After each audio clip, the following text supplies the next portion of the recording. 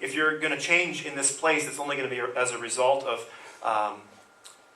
the amount of time that you're spending in community with other brothers and sisters in this place. At one level, that means not just coming here on a Sunday morning, but getting into a home group.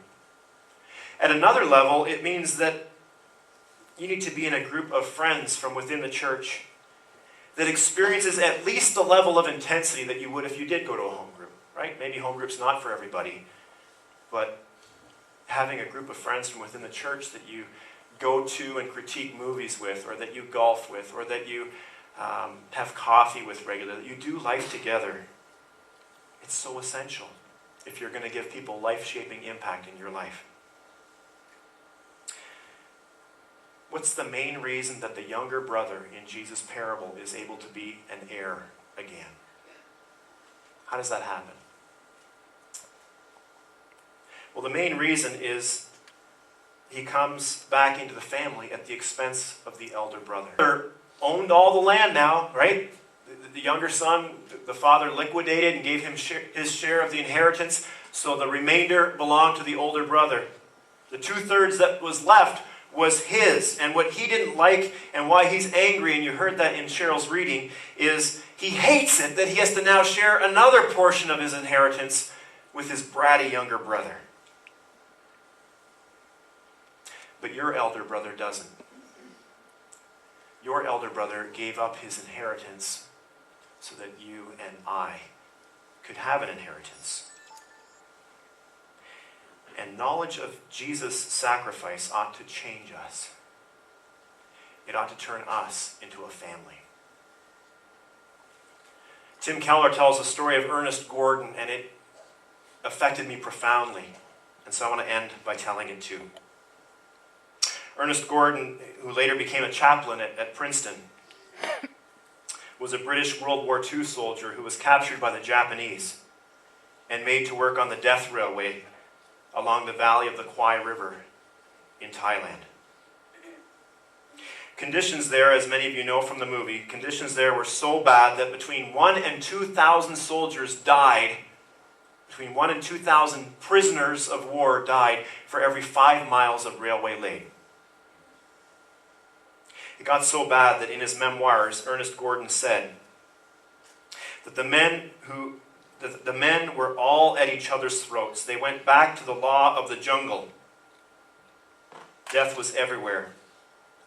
As conditions worsened, our lives became poisoned by selfishness, hate, and fear. Formerly, we had huddled together in our fears, believing that there was a safety in numbers. We'd still shown some consideration for one another. Now that was completely swept away. Existence had become so miserable, the odds so heavy against us, that nothing mattered except to survive. We lived by the rule of the jungle, read in tooth and claw, the evolutionary law of the survival of the fittest. It was a case of I look out for myself and to hell with everyone else. Everyone was his own keeper, and all the restraints of morality gone. But one day, something happened. A shovel was missing at the end of the day. The officer in charge became enraged. He demanded that the missing shovel be produced, or else. And when no one in the squadron volunteered that they had taken the shovel, the officer pulled out his gun and threatened to kill every last one of them. Every last soldier on the spot. Suddenly, one man stepped forward. I took it, he said. The officer put away his gun, picked up a shovel, and beat the man to death on the spot. But at the second tool check, no shovel was missing. There had actually been a miscount at the first check. The word spread like wildfire throughout the whole camp. An innocent had been willing to die to save everyone else. The incident had a huge effect. We began to treat each other like brothers. Death was still among us, no doubt about it, but we were slowly being freed from its destructive grip. What happened? The sacrificial love of one man giving up his life changed a jungle into a community.